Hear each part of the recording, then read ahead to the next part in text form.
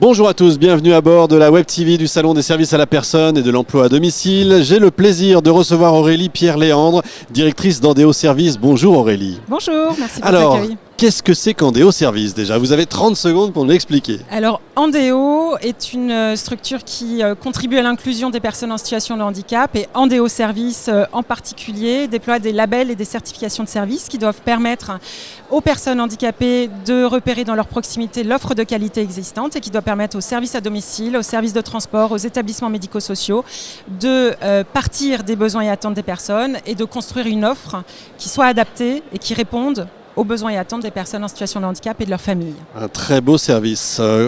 Un chiffre, vous êtes combien de salariés chez vous? Chez Andéo, on est 10 salariés. Chez Andéo Service, nous D'accord. sommes 5 salariés et donc on a une intervention France entière. Très bien. Avec peut-être une envie d'international un jour? Une envie d'Europe. Maintenant, D'Europe, ouais, effectivement. déjà. Oui, tout à fait, sur un certain nombre de sujets qui nous semblent pertinents de traiter au niveau européen, notamment globalement la question des droits des personnes en situation de handicap, mais aussi par exemple la question des aidants. Alors, votre actualité pour 2021, c'est passé, mais il y a 2022 maintenant. Oui, alors bon, 2021, on a eu quelques sujets, notamment on a fait un gros travail avec APF France Handicap, avec Jade et l'Association française des aidants sur la question des jeunes aidants, Oui. du repérage des jeunes aidants, notamment dans l'aide à domicile, et ça nous a permis de produire un guide à destination en particulier des services d'aide et d'accompagnement à domicile. Donc ça, c'était une des actualités 2021. Je vous coupe à l'instant, mais les aidants donc, sont bien, pour que tout le monde comprenne, les personnes qui aident les personnes en situation de handicap ou les personnes âgées, enfin bon, Tout à fait, c'est en quelqu'un situation qui de difficulté, apporte, oui. qui souvent sont les plus mal lotis, si je puis dire, parce que c'est eux qui aident évidemment. Ils ont déjà en général un job, donc Oui. c'est un deuxième job, et très souvent, malheureusement, ils décèdent de fatigue avant les personnes âgées, ou en tout cas, ils ont beaucoup de mal.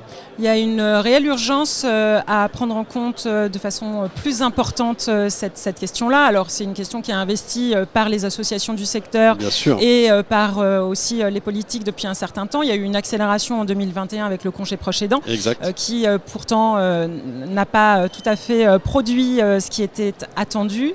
Mais cette question va rester centrale pour Andéo aussi en 2022 puisqu'on déploie un dispositif pour que les entreprises, toute entreprise, peu importe le secteur, peu importe la taille, déploie dans l'entreprise une offre de services qui permettent de reconnaître et de soutenir les aidants pour une meilleure articulation vie pro, vie perso de ces aidants-là qui sont indispensables finalement au système de santé, au système de solidarité au niveau national et qui doivent eux aussi être soutenus. Ils sont importants dans le système en général, effectivement, ça il ne faut pas l'oublier. La crise Covid, un frein ou plutôt une accélération, une prise de conscience peut-être ou pas du tout? Vous l'avez senti? Oui, je crois qu'il y a eu un petit peu tout ça en même temps. Évidemment, on a, et je pense en particulier au secteur des services à la personne qui a été durement touché par la crise Covid et qui en 2021 a eu aussi une actualité assez compliquée. On voit bien avec les services avec lesquels nous on échange au quotidien, donc les services qui sont certifiés CAP Andéo Services à la personne, on entend bien toutes les difficultés qui sont les leurs au quotidien sur le volet RH, sur le volet tarification. Etc. Donc ça a été à la fois un frein et en même temps aussi ça a déclenché beaucoup de choses sur la question de tout simplement comment on traite dans notre société les questions de fragilité. Ouais. Comment est-ce qu'on donne des garanties aux personnes fragiles, aux personnes en situation de handicap quant à la qualité du service qui leur est rendu? Comment est-ce qu'on propose des réponses qui sont adaptées à ces personnes-là? Et comment est-ce qu'on fait société en réalité? À votre avis, l'avenir, il est plutôt rose d'ailleurs. Est-ce que on a une élection, une échéance présidentielle? Donc est-ce que ça pourrait être au cœur des débats?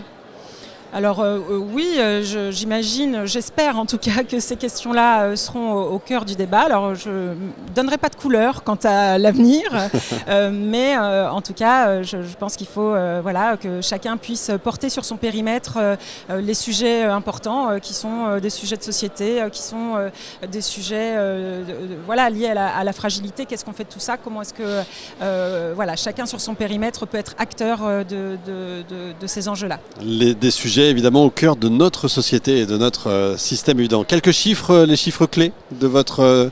Les chiffres clés, alors on a parlé des aidants, donc on peut dire qu'en France il y a 11 à 15 millions d'aidants. C'est énorme. C'est énorme, qu'en 2030, en entreprise, un salarié sur 4 sera aidant d'un proche dépendant. C'est encore plus énorme, c'est monstrueux. Plus énorme.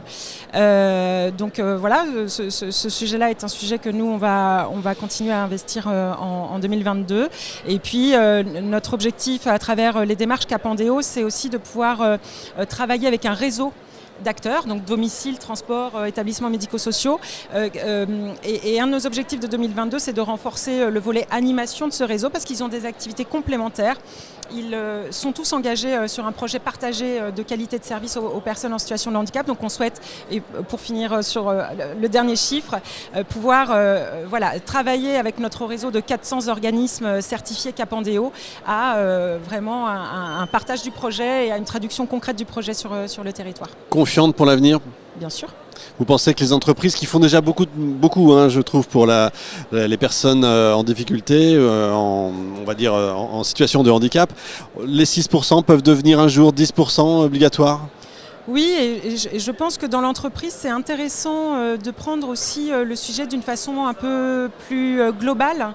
Et dans les échanges qu'on a, nous, avec des entreprises, puisqu'on accompagne des entreprises, souvent, les interlocuteurs, c'est à la fois le pôle RH, à la fois la mission handicap, mais aussi le pôle RSE. Exact. Et c'est intéressant d'avoir cette vue beaucoup plus globale de la thématique. Bon, en tout cas, on est confiant. Avec votre confiance, on est confiant, nous également. Merci beaucoup, Aurélie.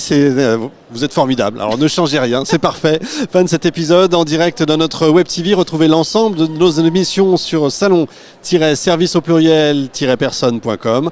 On se retrouve dans un instant avec un nouvel invité.